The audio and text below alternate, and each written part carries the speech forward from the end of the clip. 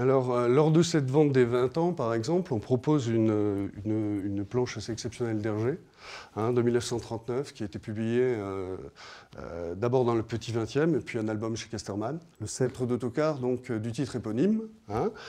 Il y a des planches comme ça qui ont une valeur toute particulière, parce que c'est le moment clé du récit. C'est la double planche où on voit comment Tintin comprend effectivement comment on a volé le sceptre, comment il est sorti du château.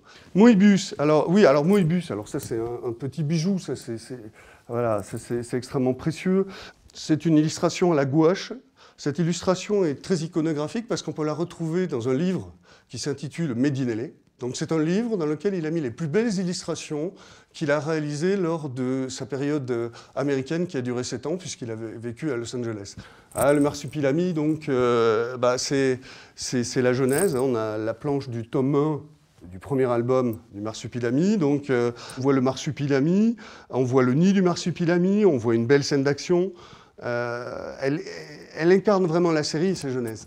Alors ici, une très belle illustration d'Albert Uderzo de 1968, de l'époque d'Astérix et les Bretons.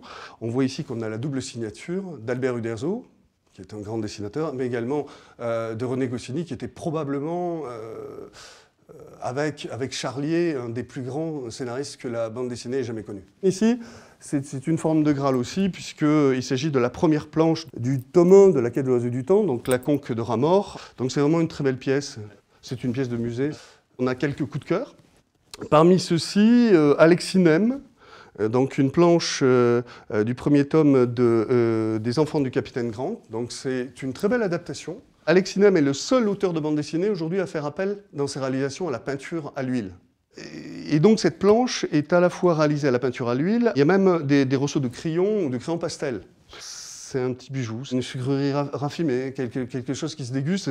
Ça, c'est plaisant, ça, c'est un coup de cœur. Voilà.